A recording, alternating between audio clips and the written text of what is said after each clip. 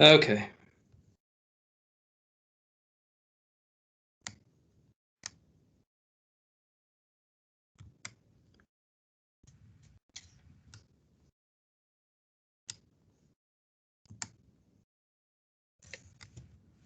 Okay. Everybody see it now? Yep. Okay.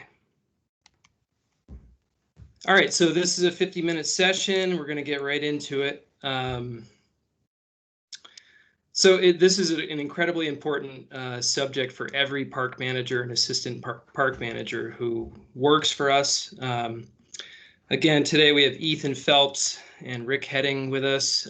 Rick Heading is now going to be the facility manager in Region 2, but Rick has decades of experience on this subject, and so does Ethan. So we're going to focus today on Vermont State Parks rules and regulations and why we have them and what our philosophy is behind them.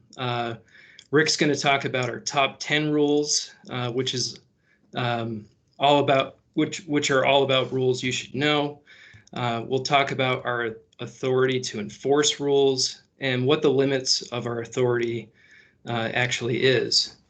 We'll cover COVID enforcement, including safety considerations and what we call the gray area to rules, which you'll likely encounter a bunch of that this season. And then we'll leave some time for questions at the end. So I've created a very quick survey related to rules and regulations that I'd like everyone to take. Ethan's going to throw that in the chat. So fill it out as honestly as you can or as you're willing to. There's no shame in answering these questions truthfully. It should only take you about a minute to complete, and at the end of the class we're going to take a look at the survey results and hopefully display some of them for everybody to see. I can't wait to see your responses. So I'm going to start off by talking about rules and signs, and you're going to see a question about signs in the survey. The following is really my own experience with gaining compliance with rules at North Beach and Burlington. And as a disclaimer, my talk is not going to discuss dog rules in Vermont State Parks. It's more about a story of signs and their influence on behavior. So North Beach is not a state park. It's owned and operated by the city of Burlington, Vermont. The park allows dogs both in the campground and at the beach, which you see here in this picture. And when I worked at North Beach, the two most commonly broken rules were people bringing glass bottles to the beach, which were not allowed, and dogs on the beach sand. Dogs were allowed at the park, but they weren't allowed to go on the beach. And so what would happen inevitably is dogs would be brought to the marginal ends of the beach by their owners to swim, which resulted in a lot of long walks for me and other staff members who work there to educate the dog owners on our rules. After a year of repetitively enforcing this rule, I figured a well-placed sign might be in order to kind of reduce the number of educational experiences that we had to provide. So this is the entrance to North Beach, and I figured since most people are arriving by car, or on foot through this gate, I figured a large sandwich board sign that stated "No dogs allowed on the beach" would be really effective. The sign was placed just past the contact station, which is kind of on the left of this picture, and it was highly visible. It was probably about 2.5 feet wide by 3 feet tall. But here's the thing. After a few months of trying this sign out, it just didn't seem like there was much change in behavior. So I decided that we needed another sign. And so sign number 2 was located in this really highly prominent area in the middle of the road, right before you access the parking. And I was really sure that, if you've gone by this first one at the contact station and then you're forced to go by the second one, which again was in the road on a sandwich board, very large and very visible, that, there'd be a significant impact on compliance. But it didn't seem to help. So I was undeterred. And in fact, I was maybe more annoyed than ever because there's 2 very visible signs and, people were not complying. And I know that they had to have been seeing these signs. So I realized that I had really significantly miscalculated a certain factor. There was this other access point to North Beach, which I hadn't accounted for, which was the bike path. And so sign number 3 was placed at the side of the bike path. And, it was right at the entrance point on this little ramp that went down to the beach from the bike path. And I was absolutely convinced that our lives as staff members were going to be exponentially easier. I figured I'd finally outwitted the dog owners. There's no way possible that they wouldn't be aware, at least, that they were breaking the rules. But as far as behavior was concerned, again, there seemed to be little impact. So I've had a lot of time to think about this because I haven't worked at North Beach in 16, 17 years. And I've had a lot of time to think about rules and behaviors and signs and the impact that signs have on behavior, especially rules. And I realized something that was very, very profound, that perhaps people don't read signs, or maybe they just ignore signs as soon as they get to a park. So I devised this really incredible, genius solution and came up with, the granddaddy of all signs, which should be placed really at every entrance to every park, everywhere in the world.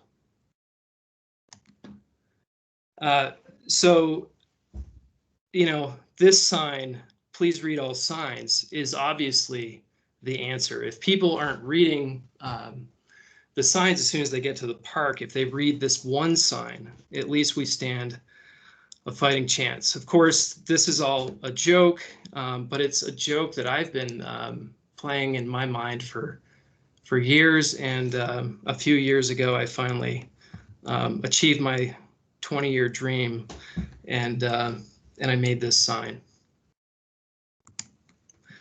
So in reality, my conclusion is this simple.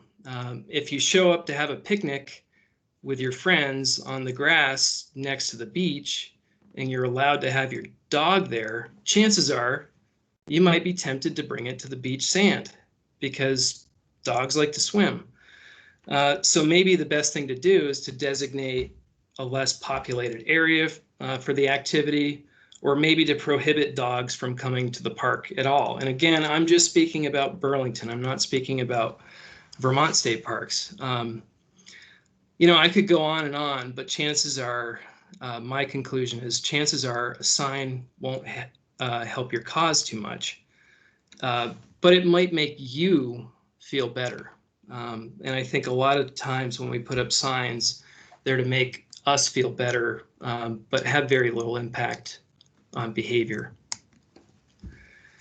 So we have a very particular process for making signs. A whole committee is assigned to this with Vermont State Parks. And we have sign standards that we've developed over a long period of time, and an approval process for any new signs. And generally speaking, the signs we already have in the parks that you're working in are the only signs that we need. Very occasionally, you might find yourself getting the urge to make a temporary sign, from paper in response to something that's happening. Maybe it's a behavior you witness, or it could be something else. Paper signs sometimes have a place to communicate a very, very short-term message, but they shouldn't be a staple at your park. So speak with your regional operations manager if you have a question or a need for a sign related to a rule. And a handwritten or hand-typed sign on a piece of paper typically won't garner compliance with our park rules any more than one of our professionally made signs would. So I want to talk a little bit about COVID signs. Last summer, if you worked for us, we had more signs in the parks than ever. And for those of you who remember, we printed a lot of these on cardboard stock. They were wicket signs, they were laminated signs, and we really had them everywhere. They were a necessity at that time. And they included everything from masks were required to social distancing guidelines to building occupancy limits. We've updated and produced a minimal number of signs for this season, including shelter occupancy signs that we talked about earlier this week, a summary sign, as you see here in this slide, of what we recommend the public should do this summer when they're visiting the state parks. And new signs are going to be distributed regionally, and they might be apt to change as the season progresses and changes to official guidance changes. So that's what I want to say about COVID signs, and I hope you think about signs a lot this summer. I'm going to hand things off to Ethan Phelps, who's going to cover the philosophy of our rules and regulations. And take it away, Ethan. Okay. Thanks, Bob. Well, it sounds like I'm getting a little bit of feedback. Is that others noticing that too? I'm not. Okay. I'm just going to go with it then. Give me just a second here.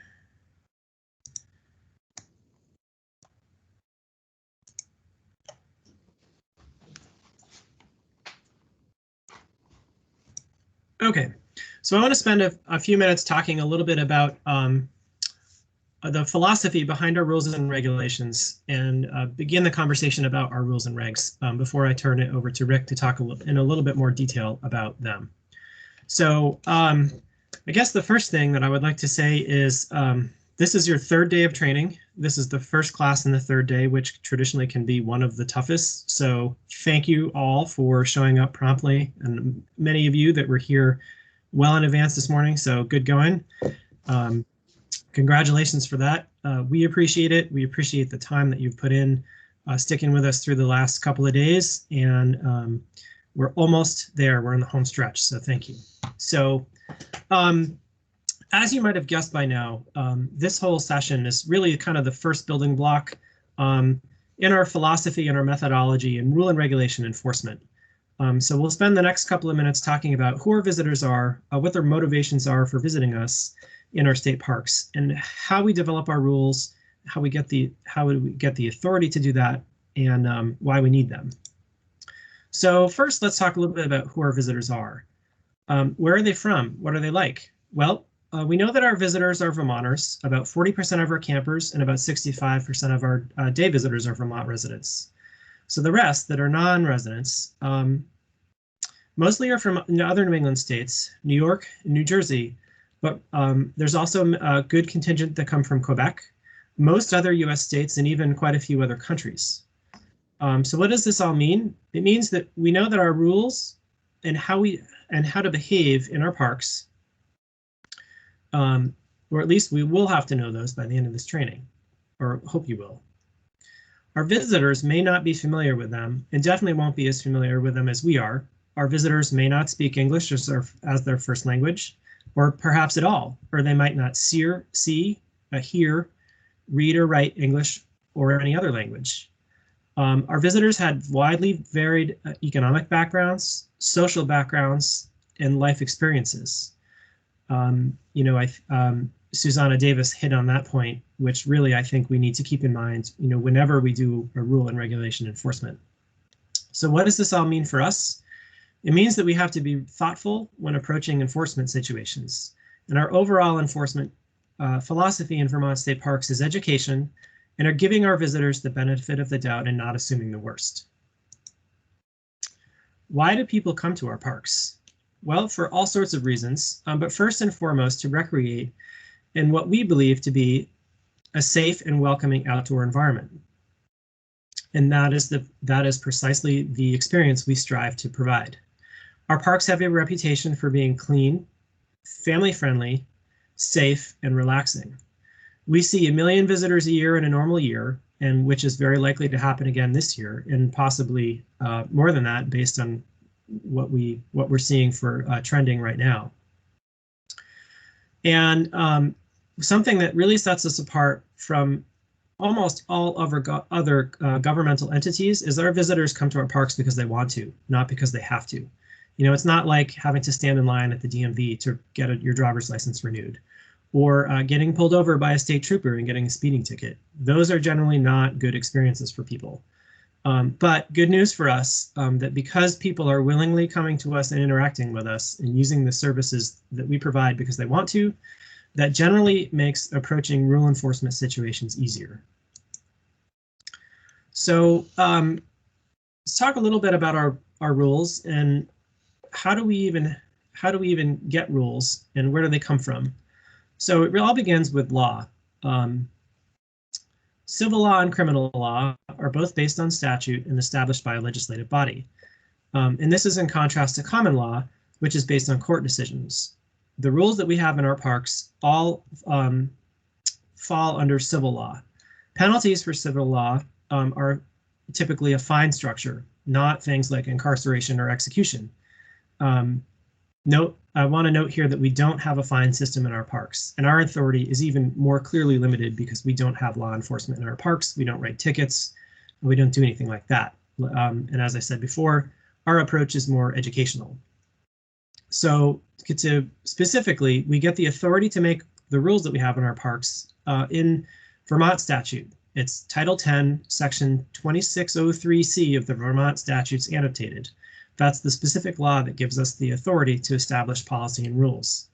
This gives the commissioner of our department, Michael Snyder, the authority to establish policy that guides visitor behavior for the protection of resources on our lands and to keep people safe. So within this framework, policy is developed, which is a general framework for establishing guidelines for activities. And then within that, rules are created, which are specific methods of defining an acceptable action or behavior for enacting a policy. So for us, our rules define specific thresholds for acceptable behavior, such as quiet hours. In our case, our policies are adopted internally, drafted by a team of experts, and reviewed and approved by the commissioner and/or the agency secretary. And then our rules go through a legislative process that allows both elected officials and the general public to weigh in on all of our rules and many of our fees. So what do our rules protect? And what do we have them established and how are they effective? Our rules are the general acceptable limits of behavior, and they establish clear lines for that behavior. Some rules protect people. We have some rules to protect visitors from unsafe behavior, like no glass containers on a beach because broken glass can create a safety hazard to other beachgoers.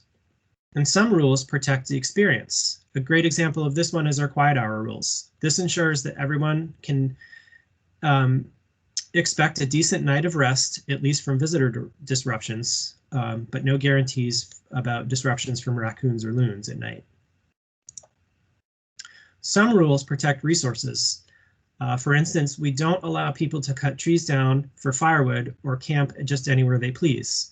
We don't allow trees to be cut, and camp trailers, tents, things like that have to be kept on the existing developed campsite. And the reasoning for this is that many decades ago, impacts were being noticed from uncontrolled behavior. And the decision was made that we would begin to provide firewood and eventually sell it and not allow campers to cut their own wood because the woods and the screening around our campsites was becoming too sparse. And people putting up tents in the forest adjacent to campsites ended up expanding the campsite. And I'm sure that some of you still see this evidence of this today. And the footprints of the campsites were expanding, soil was getting compacted, and vegetation was dying or not regenerating. For the most part, we control this pretty well in our Vermont state parks, but I'm sure that you've seen evidence of this in other states that don't have similar rules. You know, in general, our campsites are well spaced out and have a good screening of vegetation from between them because of this rule. Another good rule that protects resources is to not feed wildlife.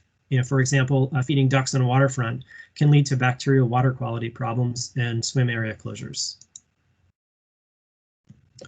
So, you know, I said earlier that our visitors are generally happy when they come to see us and want to interact with us. So if that's the case, then why do we need rules anyway? Well, we know that there are bound to be some issues. And with an average of 1 million visitors a year, we have about 500 logged incidents every year, and about half of those involve visitors and rules.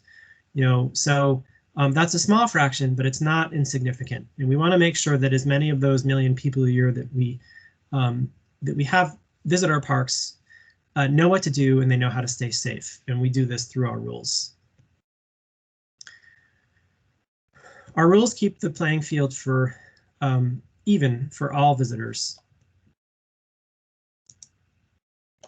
So our rules are a multi-page document, but it can be all boiled down and highlighted in one simple rules poster that you display in your park that we provide. And this is in contrast to rules that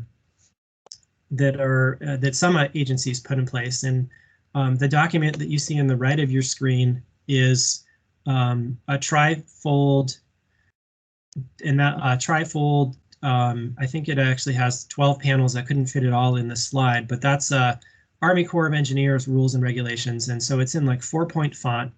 It's very specific. And I guarantee you that almost nobody reads that. If they pick it up, they're going to try to start a fire with it, and that's it. So that's why our rules are short and to the point. We want to keep it simple. Otherwise, people are just going to tune them out. So let's talk a little bit about the impact of having to enforce a rule. Right? Few people like to be told what they're doing wrong. I certainly don't, and I'm sure many of you don't either. So when we approach someone to ask them to change their behavior, it can be a very complex interaction. It easily puts someone on the defensive. So we need to remember to keep our interactions friendly, casual, but also professional and to the point, not unlike having a difficult conversation with an employee. Talk to the offender about to the side, like because no one wants to be seen or heard getting reprimanded. You may experience occasionally visitors getting hostile. So your regional staff will be giving you additional training on how to enforce rules on the ground, and will cover dealing with difficult visitors or potential hostile situations in more detail at the regional level. But the underlying key here is that we want to keep you safe and keep the interactions respectful. We also need to keep in mind when we're approaching these situations, the life experiences, the perceived expectations that our visitors have, and potential interactions they may have had before with government employees in enforcement situations. So how do you feel when you see somebody breaking a rule and you have to enforce it? It can be pretty crappy, right? It can be uncomfortable. You may get nervous. You may become unsure of yourself, or you could feel threatened. Again, regional staff are going to be providing you more detailed, in-depth training on how to handle these situations. But again, the key is to keep yourself safe and not let someone else's behavior impact your own. Keep cool and calm. The tone of how we enforce our rules and our behavior sets the example for our visitors and will dictate how our interactions will play out during the course of enforcement. So, and lastly, I'm going to put this slide up one more time, just this time in the context of the COVID rules and enforcement. And Rick is going to kind of pick up here in a second. But really, we want to just remind you that we're not the COVID police. Many of these things have been changing frequently in the recent past and are going to continue to change. You know, so it's not our job to go around and force people to put masks on or to hold a ruler out to make sure, or a tape measure to make sure people are standing 6 feet apart. But it is appropriate to remind people of COVID rules when they're in place. You know, and if someone's not going to wear a mask, then don't force the issue. Just give yourself some distance to keep yourself safe. You know, if a group has a gathering, ultimately it's up to them to adhere to the size limits. But the best way we as employees and managers can encourage safe behavior during the pandemic is leading by the example we set. And Rick, I will now turn things over to you.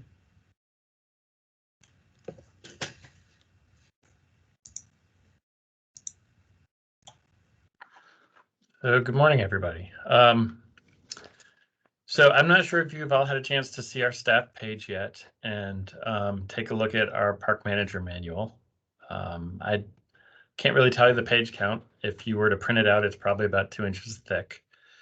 And I'm going to try to take a stab at giving a few more common rules to you and me talking about them a little bit. And most of these can be found in section 300. And as I go through the rule, I'll tell you exactly what the rule number is.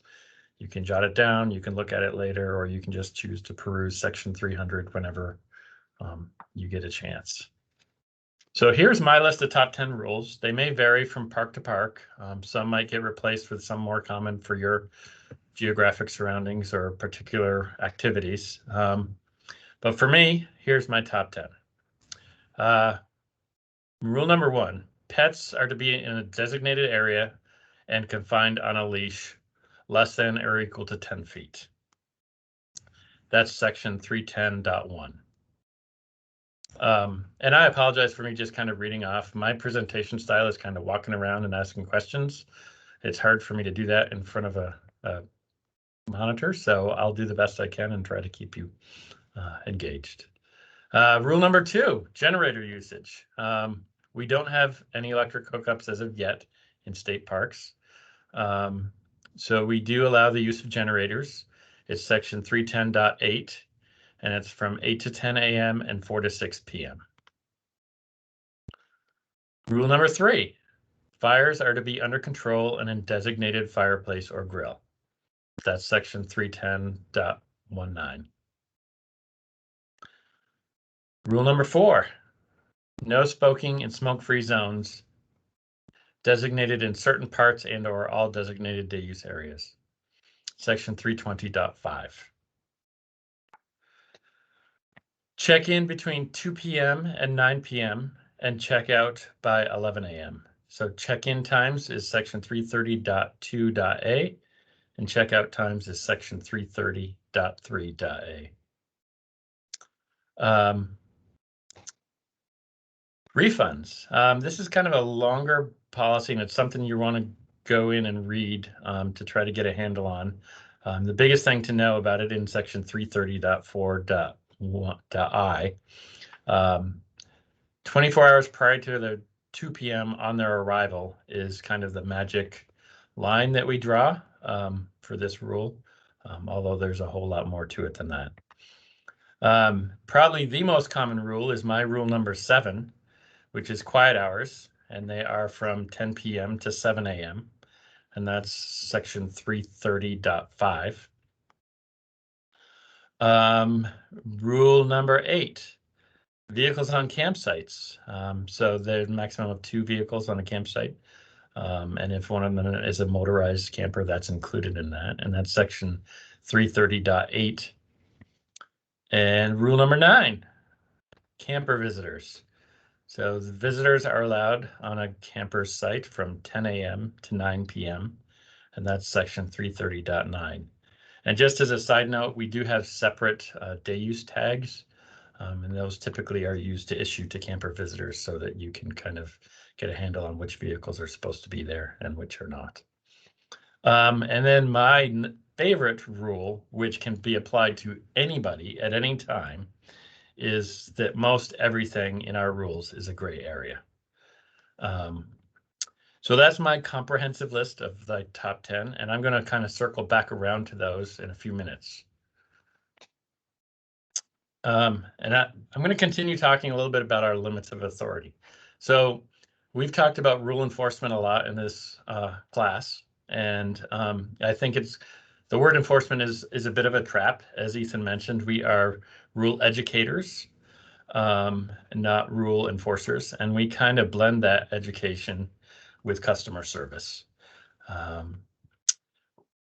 We don't carry any sorts of weapons, no firearms, no OC, no batons, no giant mega flashlights the size of Louisville sluggers. What we do carry is our ears, our eyes, and our mouth.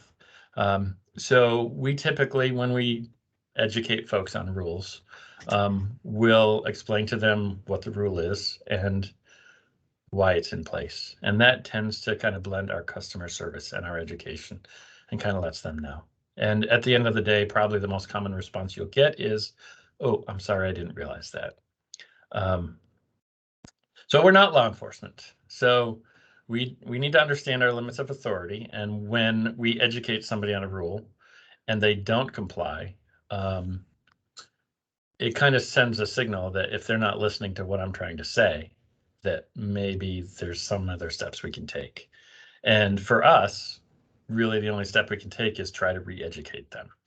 And if that still doesn't work, we have options, whether it's call our regional staff, call our law enforcement, but we can't do is take it any further than being an educator and being a good witness if needed. But again, we kind of blend that education and customer service, and that works generally most of the time. Ethan or Rob, do you have anything to add on our limits of authority, or would you like me to keep rolling? No, keep going. Okay. So I'd like to circle back for a little bit about kind of talk about my top 10 rules a little bit.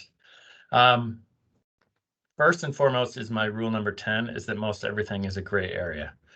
And let's kind of revisit our rules and talk about that a little bit. So camper visitors. So visitors have to be out by 9 p.m., right, as we discussed before. So what happens if you approach a site and it's a little after 9 p.m. and they're still there? You know, how do you approach them? What do you say? Does that mean they're in violation and you need to kick them out? No, we need to just educate them, talk to them. Maybe there's a little flexibility there.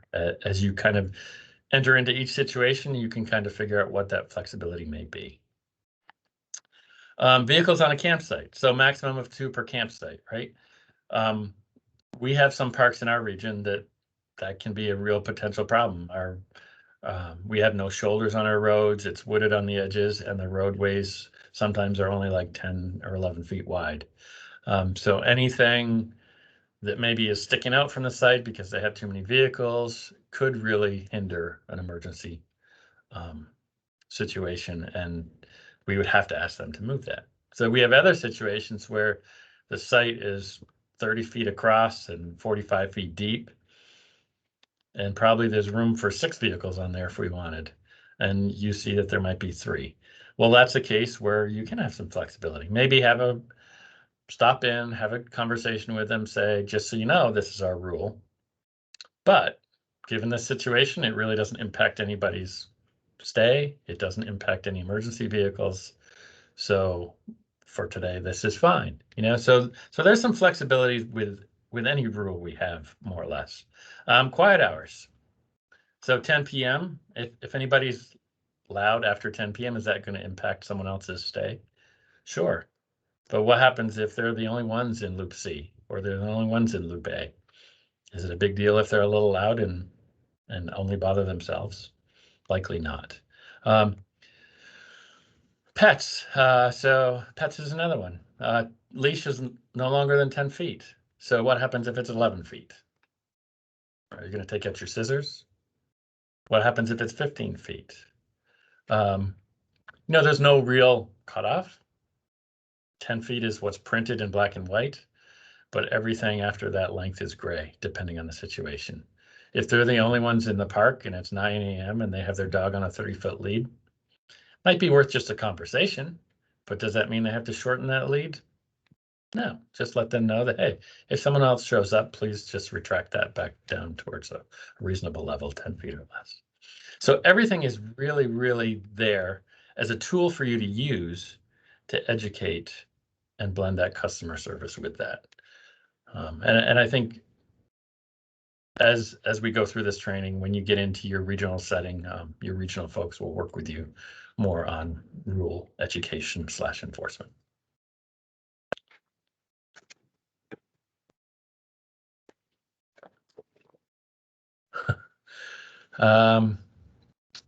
Anybody have any questions we haven't answered yet in the chat?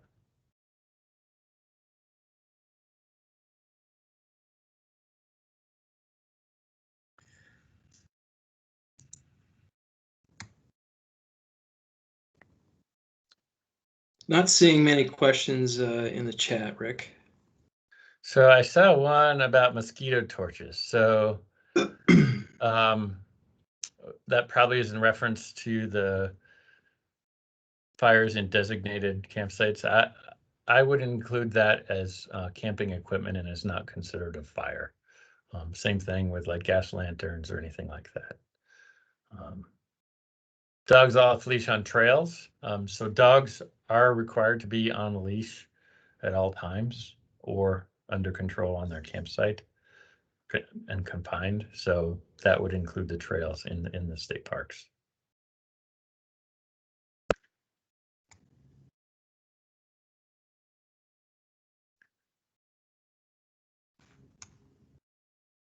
Precedents. So somebody commented on precedents, and I'm assuming that might be in response to kind of the gray area suggestions on certain situations. And if you want to elaborate with another comment, I can try to narrow that down. But I feel like as long as we're communicating with a guest on what the rule is and why we're allowing them to kind of go beyond the rule, doesn't really set precedents. It basically just educates them on what we should do, but in this situation is okay. And the longer you're with Vermont State Parks, the more you'll realize that we're here for customer service more than anything else. And if we can do that by flexing or bending a rule, as long as we can explain why, then typically it works out. So there's a comment about suggested height of a fire. And so that goes back to the gray area. So if a fire is 6 inches high, is that okay? Sure. 12 inches high? Sure. 15 inches high? Sure. 24 inches high? I'd say sure. So I think, you start to get above 2 feet, you're kind of at that age where you can, or at that height where you're like, yeah, that's starting to get pretty big. But again, if it's a big open campsite and people are sitting around enjoying themselves, they're not like dumping gasoline on the fire, and it's a little bit bigger than normal, that's okay. If it's a very wooded site and you have maybe some low overhang branches, or it's the firing is a little bit closer to a lean-to than we might like, then that fire might need to be a little lower at that site. And that's where you stop in, talk to them, work with them, educate them, and get them to understand that, hey, this might impact our vegetation around the site and could potentially reach outside the fire ring. So it's all about education.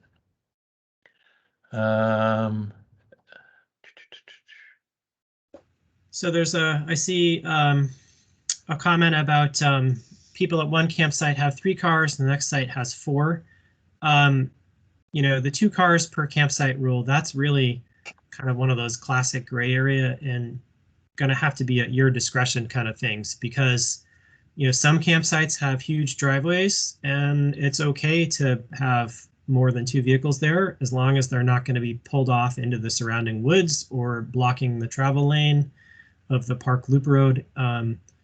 So that, I know traditionally that can be a very difficult one, but it's going to have to be a use good judgment and common sense and strike a balance between what the rule is meant to do, which is protect the resource and, you know, keep everybody safe, and driving yourself crazy enforcing the 2 cars per site rule. Because I have seen managers go around and no matter what insist that people move their 3rd vehicle when there's plenty of room for it. But on the other hand, you know, we have some places where 2 cars don't even really fit very well. So do the best about that. I see there's a couple of you that have asked about examples of situations where you need to call or should call regional staff. You know, I think one very good example would be anytime you have to involve law enforcement. If you have to call 911, do that first, but then your next call should be, you know, either to your standby pager or your operations manager or somebody in your regional staff, whoever's fielding the calls, to let them know and just brief them on the situation, what happened, and then expect, you know, so that we can know that there'll be an incident report coming, and just kind of give us the basic rundown of what's happening. And that could be an enforcement situation. It could be, you know, a situation that you'll hear about here in the next class related to emergencies. You know, another thing I would say, and Rick or Rob, you know, feel free to chime in too, but if there's a situation where you kind of see potential for chaos unfolding, like you know, it's 7 o'clock, you see a group of people hanging around a fire. At 8 o'clock, there's now twice as many people. At 9 o'clock, the group has grown, they're getting louder. If you just need some general advice, when in doubt, reach out. You know, we're here, we're happy to do that. You know, especially on the weekends, we all have the standby pager for maintenance and operations. Use that to your advantage if you need to. You know, it's always okay to call and get advice. So I'll throw out a couple more answers. Somebody mentioned 12 torches between 3 sites for a walkway. Again, I think if it doesn't pose a huge safety risk or a risk to our vegetation, I wouldn't be opposed to that. But again, if you're not sure, check with your operations manager, and you can ask them for an opinion on that as well. Most common you see broken off the waterfronts. I think, Rob, you could probably answer that best, but I would say more than likely it's probably like smoking or pets. Yeah, smoking in non-designated areas, certainly. Glass bottles, you know, those are some of the more prevalent ones. Maybe fishing. Yeah, people wanting to fish in a swimming area, or kind of like skirting to the edge of it. Yeah, those are some of the top ones. People littering, leaving trash behind. Want to give us a time check here. We're at 9:48, so maybe we. Yeah, so we've got a couple minutes left. There's 2 dogs. I'm on FPR land. This is where my office is. There's 2 dogs running off leash right now, right outside my window. So you have a sign about that, Rob? Yeah. I'm not kidding. There's a golden retriever and a black lab out there. So a number of people responded to the survey. Rick, would you like me to finish up with the survey, or do you have more? No, I'd say finish up with the survey. And any questions we didn't answer, feel free to email us, text us, or reach out to your ops manager for some answers on that. Okay, so some 44 responses to the survey. It looks like only one person has not been to a park. you ever broken a rule while visiting a park? 30 people, about 2/3 of the people, responded affirmative that they had. 10 people said maybe, and 4 people said no. So congratulations to all of you who said no. If you answered yes to the previous question, did you know you were breaking the rule? About half the people here, park professionals, knew they were breaking the rule, and half, looks like about half of the others maybe thought they knew it, and then 10 people didn't. And then, do you think a well-placed sign about the rule would have prevented you from breaking the rule? 12 people, so about 1/3 of the people said yes. 15 said no, and 16 said maybe. And then if you care to share what park rules all of you park professionals have broken. I see quiet hours. I saw a lot of themes revolving around alcohol, dogs off leash, climbing a tree. That's too bad that was a rule. Quiet hours, alcohol, hammock tied to trees, beer, smoking, going off trail, more drinking, littering, washing dishes. That's a classic. Spreading ashes. That's probably human ashes. That's probably a more rare one. A wine glass on the beach. And then this last one, I'll summarize. Basically, someone checked in and didn't pay for staying on the site. And the last question, if you've never broken a park rule, have you ever broken another rule? And only about half the people responded to the only answer that was available, which was yes. So most of us, the bottom line is most of us have broken rules. I think it's important to keep that in mind this summer. You're going to encounter a lot of situations where people are breaking rules, and you have to use your best judgment. You also have to be understanding, because all of us have admitted to breaking rules. I've broken a fair number of rules in parks. Certainly the dog off leash near a swimming area might be one. I might have had a park ranger approach a campsite I was on around 10 o'clock and say, "Hey, can you hear the loons?" And my reply was no. And he said, "Well, maybe if you were a little quieter, you could." That was a terrific, and that might have been a Vermont State Park rule before or it might have been a Vermont State Park before I was working here. So the bottom line is, I think we're all rule breakers. You're gonna see a lot of rule breaking this summer, but take an educational approach, be patient, use good judgment, be kind and empathetic, and give people the benefit of the doubt as much as you can. So that's going to end our session on rules, regulations, and enforcement. You'll get more information regionally and more training regionally, and we'll let you go now. Thank you very much. Thanks, everyone.